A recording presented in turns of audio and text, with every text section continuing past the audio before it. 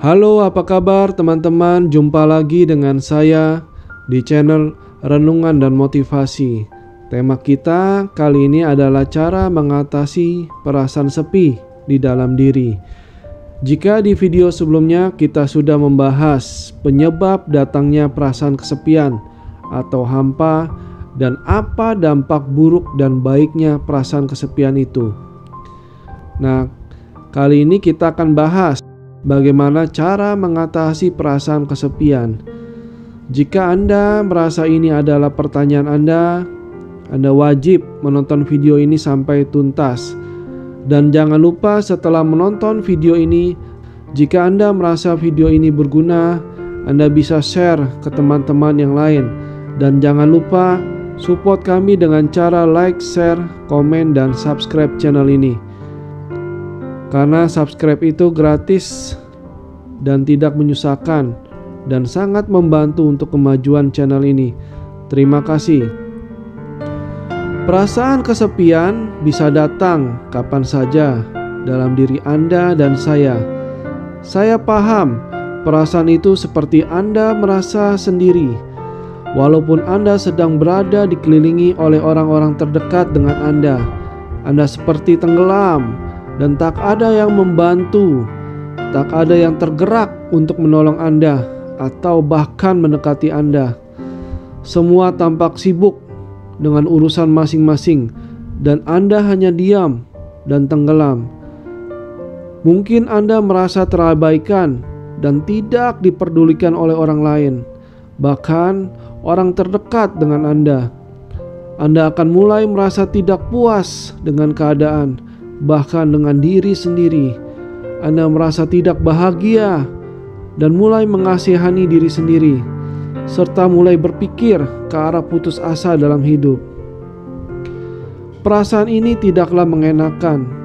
Di sini Anda harus sadar dan memilih apakah akan tenggelam dalam kesepian dan mulai menjadi depresi, atau Anda bergerak dan membuang semua perasaan itu. Karena apapun yang terjadi di pikiran Anda dalam kesepian itu tidaklah benar. Semua semu dan semua hanya kesia-siaan saja. Jadi jangan pernah terjebak dalam perasaan kesepian. Nah, bagaimana cara keluar dan membuang perasaan kesepian itu? Yang terutama adalah Anda harus mendekat kepada Tuhan. Perbanyaklah berdoa dan mulailah hari dengan berdoa kepada Tuhan agar semua berjalan baik dan Anda selalu berada dalam lindungan Tuhan. Yang kedua, Anda harus belajar mengidentifikasi apa penyebab rasa kesepian yang ada di dalam diri Anda. Oke, kita akan bahas 3 rasa kesepian dan bagaimana cara mengatasinya. Yang pertama, kesepian eksistensial. Dari perspektif ini, kesepian eksistensial di kadar tertentu dipandang baik dan berguna bagi kehidupan manusia. Hal ini dikarenakan kesepian eksistensial adalah perasaan kesepian ketika seseorang menyadari bahwa ia merupakan sosok individualis yang lahir sendirian, terpisah dari orang lain, dan dalam banyak hal tidak bisa bergantung pada orang lain. Kesepian eksistensial dapat menjadi destruktif dalam kadar berlebihan. Namun jika ia bisa mengontrol kondisi yang ia rasakan, hal ini berguna untuk menjadi pendorong agar ia mengembangkan potensinya.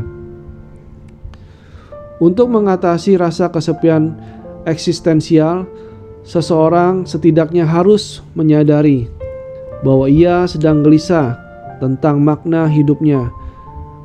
Dengan merenungkannya, kita akan menyadari rasa kesepian eksistensial ini bisa mencakup rasa khawatir terhadap isolasi, keterasingan, takut pada kematian, tiadanya kebebasan diri, dan gelisah terhadap arti hidup. Dengan mengenal dan menyadari bahwa ia sedang mengalami kesepian eksistensial, Hal ini bisa menjadi pendorong baginya untuk menemukan solusinya. Setiap individu memiliki penyelesaian yang khas, berbeda-beda satu sama lain. Misalnya, seseorang dapat mencari passion atau bakatnya, atau juga mencari kepuasan spiritual untuk menghadapi kesepian eksistensial ini. Yang kedua, kesepian emosional. Kesepian emosional lahir dari perasaan bahwa seseorang merasa tidak memiliki hubungan emosional atau keterikatan dengan orang lain. Dan ini adalah respon diri terhadap perbedaan yang Anda rasakan antara kuantitas dan kualitas kehidupan sosial. Biasanya kesepian emosional inilah yang seringkali ditemui ketika seseorang merasa terputus hubungannya dengan orang lain, serta ia merasa tidak menemukan orang yang cocok untuk mengungkapkan perasaannya. Kesepian emosional juga dapat dirasakan ketika seseorang membutuhkan teman bicara, tetapi tidak seorang pun yang kiranya dapat memahami yang ia rasakan. Kesepian jenis ini juga biasanya dialami oleh seseorang yang pindah ke hunian baru, putus cinta, atau bercerai. Selain itu, individu yang sedang berkabung karena ditinggal mati orang terdekatnya juga berpotensi mengalami kesepian emosional. Dan cara untuk mengatasi kesepian emosional, seseorang harus memiliki hubungan emosional yang bermakna dengan orang lain. Dan memang harus diakui, untuk membangun kelekatan hubungan yang emosional, hal ini tidak bisa diperoleh secara instan. Jadi kita harus mempunyai pola pikir yang bisa dan mau membangun hubungan dengan banyak orang. Seseorang dapat menjadi proaktif dengan membuka diri dan rela meluangkan waktunya untuk orang lain. Ia juga dapat mencurahkan perasaan dan pikirannya kepada orang yang ia percayai, serta memperoleh timbal balik yang setimpal. Hubungan emosional yang sehat ini dapat dibangun dengan keluarga, teman, atau pasangan masing-masing. Yang ketiga, kesepian sosial. Seseorang dapat mengalami kesepian sosial ketika ia merasa terpisah dari kelompok atau lingkungan ia tinggal.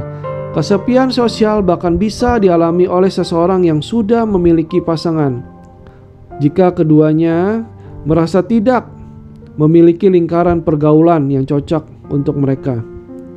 Selain itu, kesepian sosial juga cenderung terjadi ketika seseorang berada di keramaian namun tidak mengenal satu orang pun, atau ketika ia merasa kehadirannya tidak berarti di kerumunan tersebut, maka kemungkinan ia akan mengalami kesepian sosial. Untuk mengatasi kesepian sosial, seseorang harus mau dan dapat membuka diri untuk ikut ke dalam kegiatan sosial atau komunitas tertentu. Kegiatan yang dapat menutupi kesepiannya ini biasanya berkaitan dengan aktivitas yang sesuai dengan minat dan kenyamanan masing-masing individu.